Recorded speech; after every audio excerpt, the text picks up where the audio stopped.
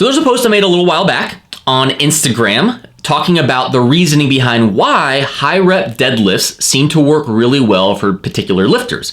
And in particular, for sumo deadlifters who tend to be very advantaged with the sumo deadlift. Longer arms, very short range of motion. And what it really came down to is factoring in distance traveled within the equation of what we are doing in total volume. And that's what I want to cover today, which is the effect of distance traveled on programming, because I just recently shared that post again, and I had a lot of questions coming in. Is this just for high rep, just for sumo deadlifters? Can it apply to other lifts as well? Can it apply the opposite way of some people not being very good at high reps? And the answer to every single one of those is yes. This applies to all three lifts. This applies to men versus women. This applies to long range of motion versus short range of motion. There's a lot of things go into it. So one thing I'll do is if you want to read that original post on the Sumo Deadlift, I'll include the link below. And getting really into this, when it comes to distance traveled, I would say this is kind of the missing variable within individualization of training. I mean, if you had to ask me the two things that probably are the biggest individualization characteristics of programming with most of my athletes, it's distance traveled being a variable within all three of their lifts, and it's the psychology of the lifter, which I discussed in another video, and I'll include the link below in case you want to check that one out.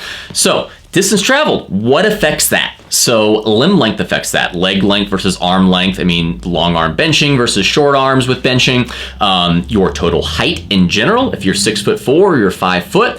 Total body mass kind of correlates with it. But also it can change range of motion, especially something like a bench press or a squat, or when we are looking at kind of how that affects leverages. If you're on bench pressing and you have a bigger chest and you have more body mass, that's going to change range of motion outside of just your arm length.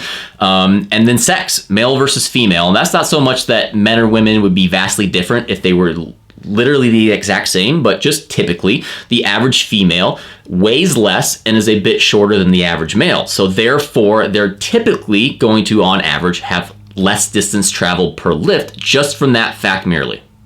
Now, when it comes to men versus women, there are a couple other variables, just like a lot of things within training. There's multiple variables. I know Greg Nuckols kind of covered one. I think it was in a meta-analysis he did for his current graduate program that kind of showed that blood flow differences in men and women can kind of change why women can seem to handle higher training volumes than men. But I think even he agrees, because I know there's some other articles that probably more that leverage and limb length and total distance traveled is probably more of a factor in the correlation of why women tend to be able to handle more, just because, like I said, women just tend to have be a bit shorter and a bit lower body weight, which is just going to then change that distance traveled for all three lifts.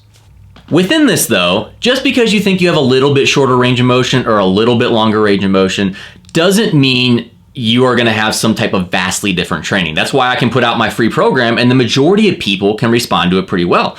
There's a standard bell curve. And if anyone's familiar with the bell curve, I mean, that obviously comes up. There's a big peak in the middle where most people fit. And then we have outliers on the side. I'm talking more about these outliers. And while there's deviation going out to it, it's very small, and that's where just kind of through experience, you just kind of learn as a coach these slight individual differences in what people respond to. But there are things I think we can catch on to a little bit quicker, and that's coming out to these outliers of long range of motion versus short range of motion.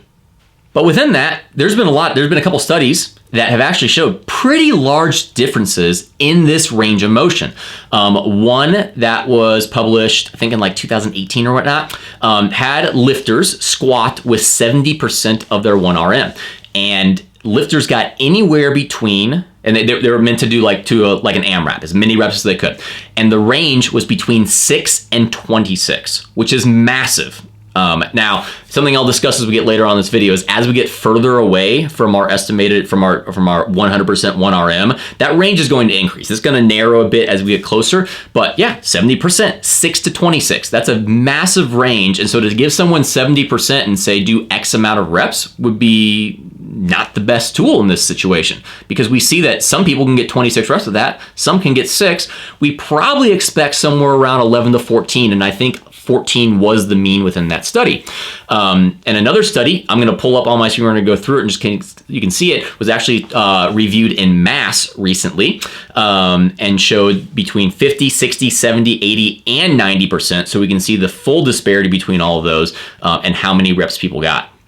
All right, so I'm not going to go through the whole study. The study was actually more about velocity, but I know even kind of the reviewing of it, I don't know if it was Greg or Eric or Mike, I forget who reviewed it.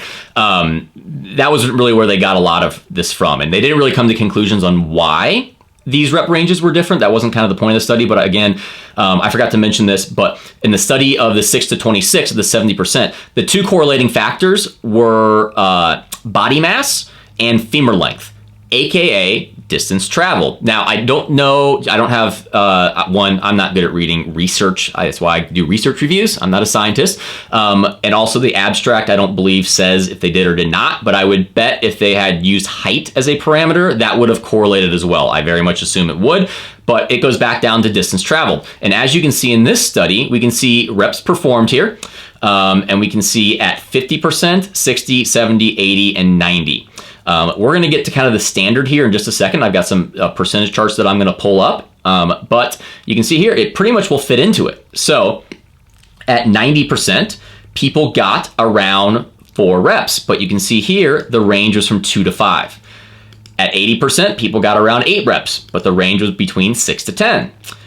For 70%, it was about 14, 13.5. Very, very similar to the other study I mentioned, except I'm not sure the total sample size, but obviously this one's a little bit narrower of 11 to 17, which I think is a bit more realistic. 6 to 26 is a pretty big difference, and I think you'd have to have a really big sample size to see that much variation. Probably 11 to 17 is a bit more accurate.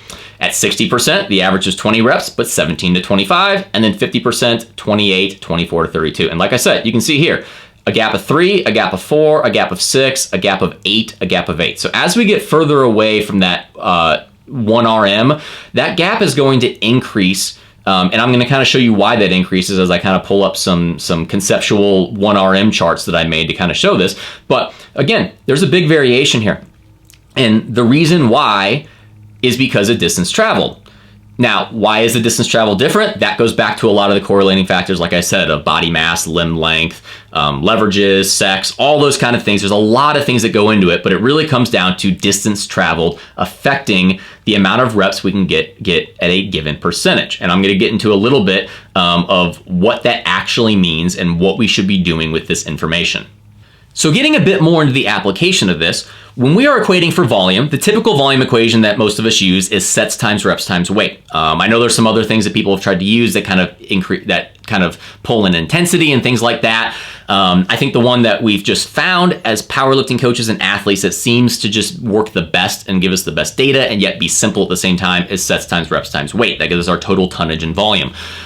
The issue with that is it doesn't account for total distance traveled or such work per se. Work is kind of calculated in the equation. I'm not great with I know work is like force times distance and all that stuff. I'm not going to get into all that. That's not something I'm super knowledgeable about to be able to give a mathematical equation for it. But if we were doing a better equation for volume, it would be sets times reps times weight times distance traveled. If we were to account for that, that would really give us our true total tonnage because it would show the total amount of work we are doing within each rep. But this is a bit unrealistic. To be able to actually calculate that and account for that would be unbelievably hard. I think there's some couple computer programs that you can do that with, possibly do that with a velocity device tracker, but either way, that is not something that by any means I am recommending we actually calculate. What I'm more saying is that as coaches and athletes, we need to have a bit more of an eye test and an understanding of individuals' anthropometry to be able to understand how these different limb lengths and height and body weight and sex and all these different variables play into distance traveled. So when we're making our best estimated guesses of what volume recommendations, what people are going to respond to, we have an understanding of how to be able to use those things to individualize someone's training. So if we're trying to find a way to individualize this, how does this actually work out? And what we're going to go through now is kind of the standard estimated 1 RM chart. I've used this in some of my videos before, and we're going to kind of conceptualize this. And this isn't going to be something where I want you to take these 1 RM charts and use them verbatim for possible outliers per se. It's just an understanding of kind of how these things play out, and we're going to get to kind of this final slide of kind of how that's going to work. So looking at this, here is the normal estimated 1 RM chart I've used. So you can see here we have our rep schemes, and then if we were just going to RPE 10 at 1 rep, obviously 100%, we can do 2 reps at 95% and so on and so forth. And if we're also looking at RPE, like RPE 7 at 4 reps is 81.1%. This would be the standard bell curve. This is where we typically think people should fit in. And if you're actually looking at the study we just looked at, I'm going to pull this over. So at 90%, most people got around 3.8 reps. Well, perfect. At 90%, most, you can see here 89.2, so a little bit lower than 90%. That's going to be about 3.8. If you look at this, 7.9 at 80%, 80%'s in between 7 and 8. Boom. Again, this is for kind of the standard person. And I would say most people I coach and most people watching this will probably fit into this in some manner, because also understand this is individual to each lift. You may be looking at you may be in the standard bell curve and the average of most people for 2 of the lifts, and then 1 lift you are the polar opposite. Or a very common thing is someone who is a very long arm sumo puller and very efficient at sumo pulling. They're going to be on one end of the bell curve, but then on bench press, if they have long arms and they don't have a very good arch, they're going to be in the opposite end of the bell curve. So there's so many ways that this can be applied and conceptualized and kind of taken into the factor when programming for training, that we need to understand for each person, each individual lift. So looking at that, what if we kind of change this for someone who has a shorter range of motion? Let's say someone who's unbelievably advantaged for a sumo deadlift. Or, as I'm going to get to eventually within this, I'm going to be looking at Sean Noriega's program. He's not only advantaged with deadlift, he's obviously very advantaged when it comes to his bench press with his very high arch and short range of motion.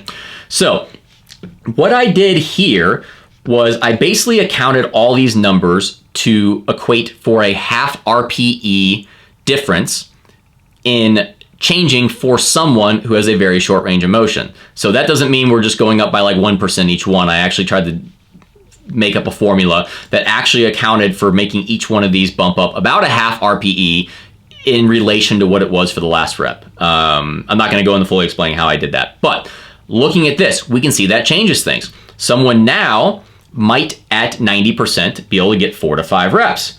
Oh, what do we see here? Boom. At 90%, some people could get 4 to 5 reps. We can see here, some people can get at 80%, can get up to like 10 reps maybe. What do we see here? 10 reps. So this would be the outlier. As you can see here, I think this study did a really good job of finding these ranges, where I think the 6 to 26 study, that's a bit extreme, but these numbers here I think are a really good representation of these outliers and what we can see. And we can see here that this kind of adjustment kind of regulates for it. Again, I'm not stating we should use this per se. Possibly you could. I'm more going to show you how I'm going to apply this in a little bit here. But let's go the opposite now.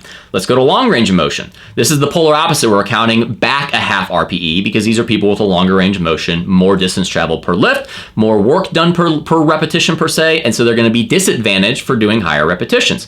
So at 4 reps, or to be, let's say at 90%, they can maybe do about 3 reps. So we can see here about 2 to 3. To be able to do at 80%, we're looking about like 5 to 6. Boom, 6 reps. And then 70%, about 8-ish. Here I've got a little bit different. Like I said, it's gonna be a little bit harder to account for as we get further away, but again, we're gonna get to this in a second. Majority of what we do as powerlifters is around in that 75 to 85% range. So that's where we're trying to kind of conceptualize this of what do we need to do in that 75 to 80% range, maybe up to that 90% range of understanding how to apply these things. Could we use these 1 hour charts? Yes, but what I'm going to say more so is I'm going to be looking at repetitions that people are most likely going to respond to based off of their individual leverages. So what I did here is I looked at the average distance traveled, which was the standard chart. I looked at the short distance traveled, and I looked at the long distance traveled, and I looked at around like a 7 to 8 RPE, which is I think where the majority of a lot of our training comes from. That's a pretty easy thing to conceptualize, 7 to 8 RPE. For an average person in the standard bell curve, at 70%, they're gonna get about 8 to 9 reps if it's programmed at a 7 to 8 RPE. 75%, 6 to 7 will be about a 7 to 8 RPE. 80% 4 to 5, 85 2 to 3, 90 1 to 2. That's the pretty standard version I think we're all pretty comfortable with. For the short distance though, this is where it gets a little bit different. 70% 12 to 13, 75 9 to 10, 80 7 to 8, 85 4 to 6, 90 2 to 3. I'm rushing through these because I'm going to get to the point because you're going to see these highlighted here. That's what I'm going to get to in a second here. And then long distance, we can see here 5 to 6, 3 to 5, 2 to 3, 1 to 2. And at 90%, maybe they're only doing one and it's just kind of getting harder and it's going from like a 9 RPE or an 8 RPE to like an 8.5 to like a 9 to a 9.5, just doing one rep going up from like 90 to 100. So what does this all mean and what am I trying to say that we can conceptualize here? So if we're typically working in the 85 to 75% range, and that's the majority of the work we get as power lifters, what does this mean? That means for the average person, the majority of their work is going to be in the 2 to 7 rep range to be able to work within that 75 to 85%. That makes a lot of sense. That's pretty much, I think, standardized. If you were to talk to a lot of coaches, the majority of kind of the normalized programming is working in that 2 to 7 rep range. Perfect. They respond to that. But are the long distance and the short distance people going to respond to the same thing? I don't think so. And this is where I've gotten into where I've talked about like the sumo deadlifting in that post I talked about and the distance traveled and why possibly a very advantaged sumo deadlifter or a very high arch bencher or a very short femored squatter responds to some higher rep ranges because the distance traveled equates differently. So here we see they respond more possibly in that 4 to 10 rep range. And I'm going to say that's very, very true. When we look at some of the programs later, you're going to see exactly what's happening there. And while I said we can't really calculate for distance traveled, you probably could say doing about 2 to 3 reps at 83% for a normal person for a super high arch bencher is probably the equivalent of doing like 4 to 6 reps. If we were actually doing that calculation, that's what I'm trying to say here is like if we actually could do that calculation, that's what this means. That means like 3 reps is the equivalent of like 5 or 6 for Sean Noriega. And so that's someone with that typical anthropometry and leverages is going to probably respond better in the 4 to 10 rep range, where the average person is going to respond best in that 2 to 7 rep range. The opposite end of the spectrum is that long distance lifter, and we can see here, this is very different. They're probably going to respond best in that 1 to 5 rep range. And again, that goes back to distance traveled and kind of what we're doing here is that they're going to be actually traveling more distance per rep. So while someone might respond very well in that 4 to rep range, that 80%, I think that's kind of the standard thing we think of as 5 reps being like the strength rep range, the 5 by 5, FAS if we're going more crypto. For someone who's long limb, that's probably going to be more around 2 to 3 reps. So they're most likely going to respond better. Doesn't mean only, but better in that 1 to 5 rep range because that's going to equate for distance traveled for their leverages and body type.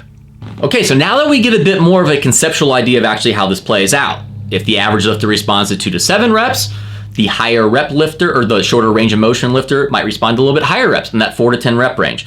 The longer range of motion lifter might be responding a little bit lower rep scheme, a 1 to 5 rep range. And like I said, this isn't like standard. This isn't like go take this and apply this to everyone. This is just how we can kind of conceptualize why we see these things. Why do we see these advantaged sumo deadlifters responding to really high repetitions? Why do we see these really tall conventional deadlifters responding better to low repetitions?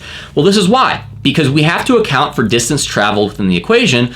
And with how this plays out, there's 2 big things we need to account for. Is one, if we're doing percentage-based training and we're giving the same percentages to everyone we coach, that's not going to work out too great. If you're giving a set of 8, and let's say 73.9%, which would be like a 7 RPE, to an average person, they could do that at a 7 RPE.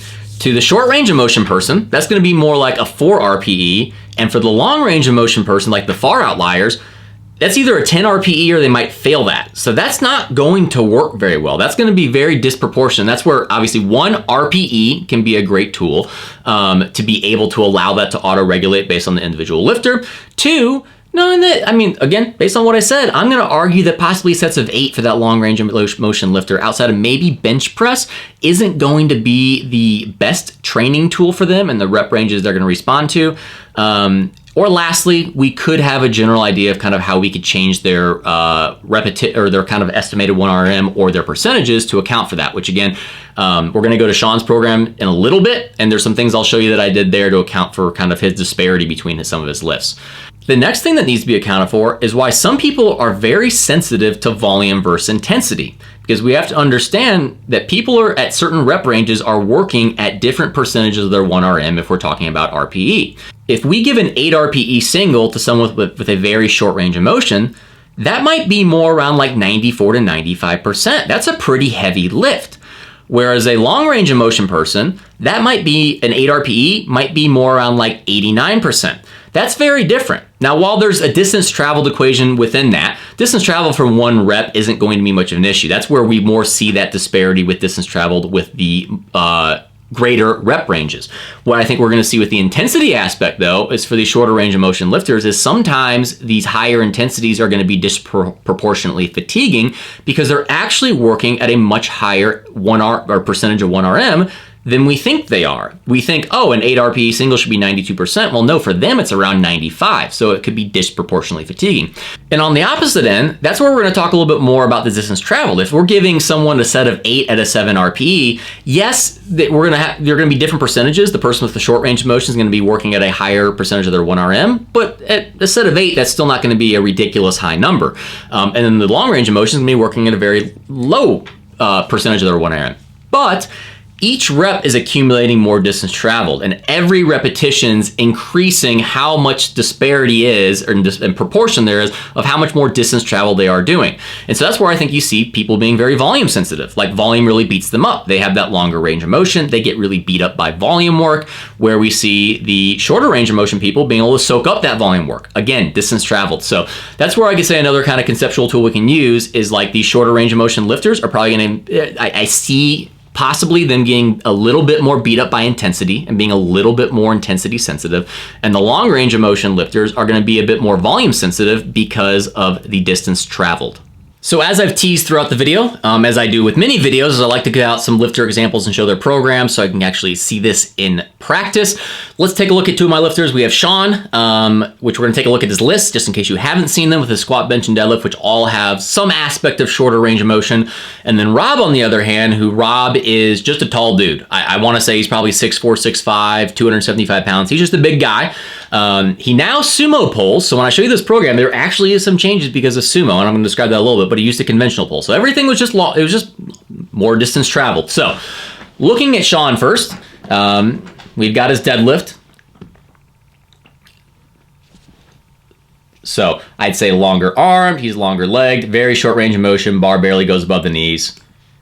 He's known especially for his bench press, very short range of motion incoming here, which you're going to see in the programming reflecting not only is distance traveled going to be equated for when we talk about like possible rep ranges people respond to, but obviously total set count and frequency is going to be heavily factored in with the amount of volume they can be able to tolerate. So bench press there, and then even squat, even though he does have longer legs, and I don't think he's built necessarily a squat, he uses that wider stance, which then just adjusts range of motion a bit. So it is a bit shorter than if he was, in a sense, a closer stance squatter. So, but even with that, squat definitely is programmed different than his bench and deadlift because of that reason, that it's not quite as efficient in the sense of distance traveled as his deadlift is bench. So Rob, on the other hand, we've got squat. I mean, you can see him just compared to everyone else. Dude's a tall man. It doesn't matter about his leverages. He literally is just tall, but he's also got decently long legs and long arms. So we've got squat there. We've got his conventional deadlift here. And then we've got bench press.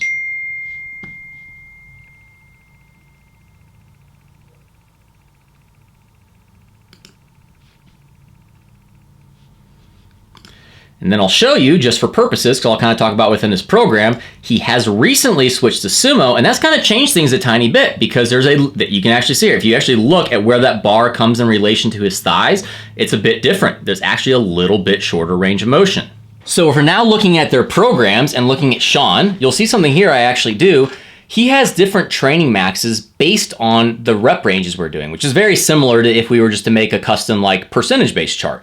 We could just see that based off of certain rep ranges, he had different estimated 1RMs. So we adjusted for that. Obviously, here is the numbers we work off of for his just normal 1RM training maxes, which is kind of in the 1 to 2 rep range. In the 3 to 5 rep range, we have different training maxes. And in the 6 rep range, again, different training maxes. You can see they actually disproportionately start increasing, in particular on deadlift, as we start kind of going up, because he starts to be able to do significantly more weight at higher repetitions, which goes along with what I said. There's a bit more disparity as we get away from that. So as well within that, so you can see here, let's use bench press in particular. That's the one, obviously, that has the most extreme range of motion.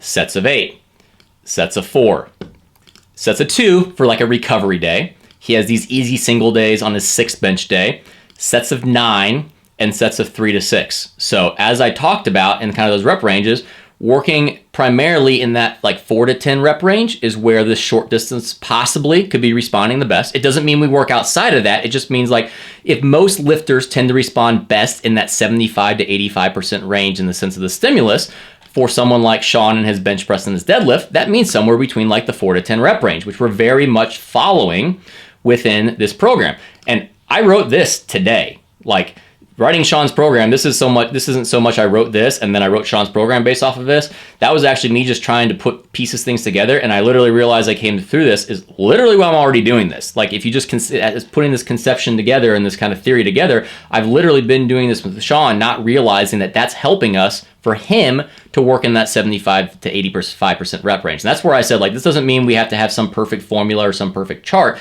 It's just a perception and be able to understand and have an eye test to be able to apply this to individual lifters, of knowing kind of what they're probably going to be able to respond to and how distance travel is going to affect things. So not only obviously does it affect the rep ranges he does, obviously it affects the total volume and the frequency, since he can bench 6 days a week and the amount of total sets he does is absolutely insane. Deadlift is very similar for him. You can see here, 1x2 followed by 2x9, and then 1x1 followed by 1x5 and 2x7, and then he has a little simple set of RDLs here. So again, fairly high rep ranges, and we found with him that if we did, let's say like 7x3, he doesn't respond very well because it disproportionately beats him up, because guess what? Those sets of 3 are going to be at a higher 1RM than we'd want it to be. Like if we go to sets of 7, that would be like 88.3%. That's pretty disproportionately fatiguing versus a normal person. Sets of 3 at a 7 RP would be about 83.7%. And again, if we're just using a working theory that like most people respond best in that 75 to 85% range, well, that's going to make Sean have to come down to more of that 5 to 10 rep range, where he's probably going to respond best and proportionally get the best work that is going to be able to satisfy volume requirements, but also keep intensity low enough for him to be able to recover on the intensity basis as well. And in squat, he is somewhat advantaged through the wider stance, but even with that, it's probably it's the lift we do the least amount of volume on, and we do a lot lower rep ranges. We got 2 to 4, 5s, and then 7s here. So my goal isn't to spend a ton of time breaking down the entirety of the program, just to give a brief synopsis of what we're looking at here and kind of how it applies to what we talked about. For Rob, on the other hand, polar opposite. Every lift is a decent amount of range of motion. So on bench press, 3s, 5s, and working up to 7s a bit for a bit more volume work, and then 5s again here. And then we've got, for squat, 2s and 4s, and then 5s. So again, looking at this, again, I never made this chart, I just made this chart today, but pretty much with Rob, we work in the 1 to 5 rep range typically, and that's where he does respond best typically. With deadlift, we've actually been working up to some higher rep ranges. And the reason why is since we switched to sumo, he has a shorter distance traveled. It's been a lot more efficient. And so we've actually found validity in working up to like that 6 to 7 rep range, where before with conventional, he would always get really, really beat up from really anything over 5s. And we really only did like singles, doubles, and triples with conventional. And that goes back to, okay, he's probably more standard for sumo. Since that decreases range of motion, and then accounts for the fact that he's really tall, he probably is now a little bit more in the standard bell curve. And so that's going to put him more in that 2 to 7 rep range, plausibly, for his sumo deadlift, where his conventional deadlift was more in that 1 to 5 rep range. Again, doesn't mean these are set in stone standards that everyone should apply, but just something that if I'm looking at the majority of my athletes, they kind of fall into this. And not only, like I said, do they fall in these certain rep ranges they respond to, obviously it's going to tailor the volume. You can see in comparison, Rob only does 7 total sets of squats. He does 6 total sets of deadlift. And then let's see, 5, 8, 13 sets of bench. 3 benches 3 days a week. Squat is twice a week. Deadlifts really just once a week with RDLs on that secondary day. So obviously not only the rep range is different, but the total workload in the sense of sets and the frequency is different. But if we could plan out this perfect calculation of distance traveled, like I mentioned, if we could do sets times reps times distance, I wouldn't be surprised if this creeps up a little bit closer to where Sean is. And Sean comes down a little bit, even though you see this craziness, he comes down a little bit more to the standard of what you think should be the normal volume when a distance is equated. And that's kind of the point of all this, is like, if we could equate for distance, we'd probably see this bell curve for everyone start to kind of collapse into more the center. But since we aren't equating for that, we're going to see this bell curve out to the sides in regards to what we're looking at within frequency, total sets, and then rep ranges they're responding to. So to wrap this up, what are some conclusions we can come from, just general ones looking at each lift, of what we're going to recommend based off of people who are kind of outliers or at least kind of pushing towards the outside of the spectrum when it comes to distance travel? So starting with deadlift, since this is where this idea kind of originated from and has grown to me kind of covering all aspects of it, is sumo deadlifters possibly and probably could handle higher rep ranges and respond a little bit better to higher rep ranges than conventional pullers. And I think that's something I've very much seen in my conventional pullers versus my sumo pullers. Now there could be a difference. Maybe you're a sumo puller with super short arms, and even though you pull sumo, you're not very advantaged to it. Doesn't mean like a super long arm conventional puller isn't going to respond better to higher reps than that person will. It's just, again, this is just a general framework. And then within that, a super efficient sumo puller, someone with really long arms that like you just look at them and like, holy cow, like they barely even move, they're probably going to respond even better than other sumo pullers to those higher rep ranges. So within that, with conventional pullers, I'd say there's a likelihood that they're going to respond better to kind of those lower rep ranges, because for the most part, they're going to tend to be a little bit more distance travel. It's going to be dependent, but like especially if you're a super short arm conventional puller, you're probably really going to respond to those lower rep ranges. And something just, I'm throwing this out there as a tidbit. I mean, for a lot of my conventional pullers, I'm not even going to do much high repetition work, even if they're pretty advantaged to it. I'm just going to do RDLs, because guess what? RDLs is going to cut that range of motion a little bit more, be more specific to that posterior chain, and be able to get that distance traveled equation down while being able to work at those higher rep ranges and targeting those muscles that's not as fatiguing and get that volume in a different way. So one in the spectrum, super advantaged sumo pullers are going to be doing probably be able to respond to higher repetition work. Short arm conventional pullers probably going to respond to lower repetition work. Next up, if we're looking at bench press, if you're going wide grip and you have a super high arch, you're probably going to be able to respond to some higher rep ranges and be efficient at those. Versus the opposite end of the spectrum, if you have very long arms and very flat backed, you're probably not going to respond to higher rep ranges or higher frequency as well, and you're going to do better with lower rep ranges because, again, distance traveled. And in between those two, we're going to see that kind of come together within the mid-range of just a normal bench press with a little bit of an arch, a moderate grip, and we're going to see that kind of right in the middle of that standard deviation. For squat, femur length has a lot to do with it. Now, also tibia length can too. There's a bit more, in my opinion, on the squat that's going to kind of play into range of motion and what's going to kind of happen. But let's use femur length because that's probably the one that's going to be most correlated. So shorter femurs, probably going to have a little bit shorter distance, so therefore going to be able to handle higher repetitions and higher volumes a little bit better, versus really long femured lifters, probably not so much. They're probably going to respond better to lower repetitions because of the higher distance travel. And then we can possibly, I don't think it tends to, at least in my personal experience, tends to affect it as much as like conventional versus sumo, mainly because conventional is very narrow stance and sumo is wide. But if you're taking like a closer stance squatter, which would be kind of more like a hybrid sumo, versus a wide stance squatter, there's probably a little bit of a difference there, but I don't think enough that I'm going to say that we actually need to really account for that outside of just seeing what people respond to generally and just kind of experimenting with those lifters. And then just looking at general body anthropometry, people who are taller are going to have larger ranges of motion. Whether they are advantaged or not, they're just going to have to move a greater distance because they are taller, versus shorter people, even if they aren't advantaged for a lift, they are going to be proportionately moving less distance travel just because they're shorter. And that can kind of go with the weight classes too. I mean, we're going to see most likely taller lifters in higher weight classes, shorter lifters in lower weight classes.